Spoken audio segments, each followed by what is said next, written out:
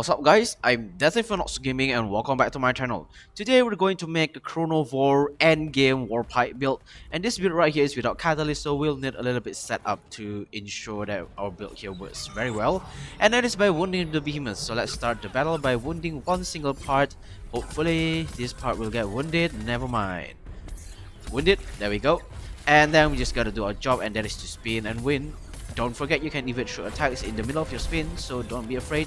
And we have molten cells, so don't be afraid by the flames on the floor. It's gonna get staggered soon, and when it's staggered, I'm going to activate my special, which is the Savage Wellspring, to increase my critical strike chance. Alright, no need to be scared of the flames on the floor because we have molten. Staggered, there we go. Activate the special, and let's hit on the head because it's wounded. Okay, easy, easy. Let's keep spinning it. Alright, it's enraged. Let's keep spinning it again. One of the parts is bound to get wounded again. Ow! Okay, I did not expect that one. Let's keep hitting it. As usual, you can evade in the middle of your spin, so don't be scared. Alright, let's see what it's gonna do next. It's gonna do that thing. Let's stab in. And hopefully evade through this one. Store in your special. Ow! Never mind. Evade through that one because you're gonna get hit. Let's keep spinning. It's gonna die soon. Easy, easy. Thanks for screaming. There we go, easy. Store your special, and yep, as you can see, this build is just a real killer. It kills behemoths real fast, and I did made a little bit mistake right there, getting hit and stuff, but it's fine. This game is all about getting hit and getting better, so yep. I think we are going to fight the Shroud next, and then we'll fight the Thunder Deep Thrust, but maybe we'll check the build first, so let's check out the build real quick. Alright, so here's the build guys, and this build is an endgame build, that's why they are legendaries, lady luck stuff, but fortunately there's no catalyst, so you don't need to spend rums on tonics and stuff, and I deliberately did not bring any tonics with me. I replaced everything with the asteroid beacon, so catalyst will not be much of a use, and this build right here is a killer build, which means you'll be able to kill behemoths real fast, and one thing that really helps with that is the unique effect from the Rezakiri, which is a 12% chance to hit twice. But how do we make use of this 12% chance to hit twice to its full potential? One thing is attack speed. So the attack speed source that we have here is the Relentless to increase the effects of Aether Rush by 100%. And if you're not familiar with the Aether Rush will give you 15% boost to movement speed, attack damage, and stamina regeneration.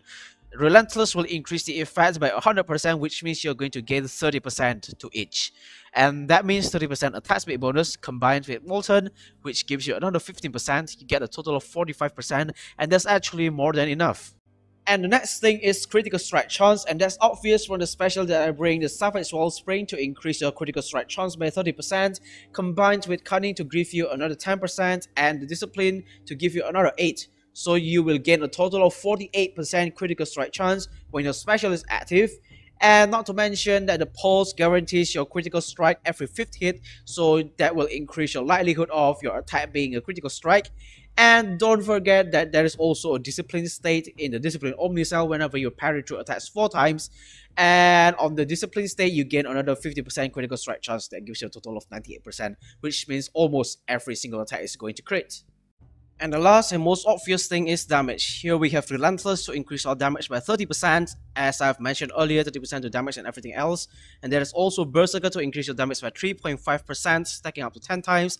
And there's also Savagery to increase your damage by 40% on wounded parts.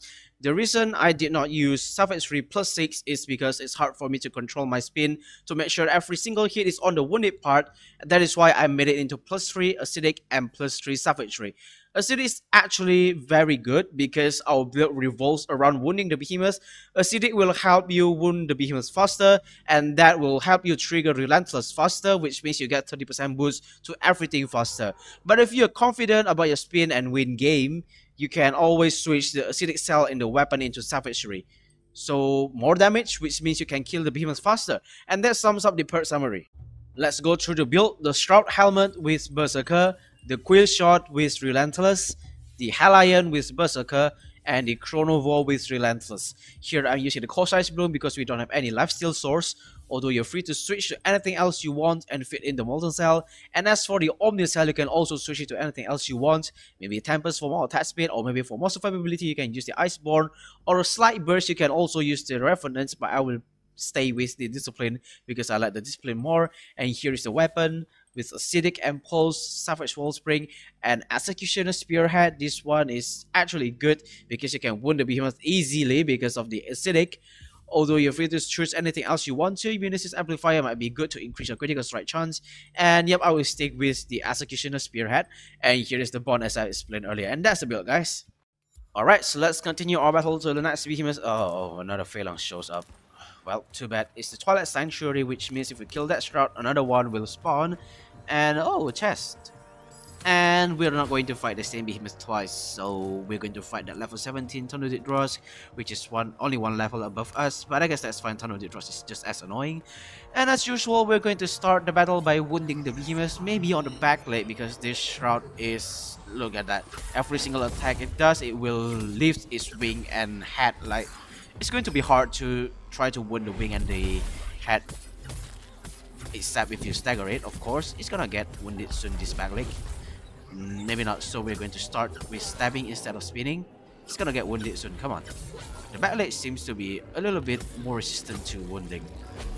Alright, this one stab should be the wounding. Double hit, there we go. Alright, we get the attack speed, damage, and everything else that we need. Ow!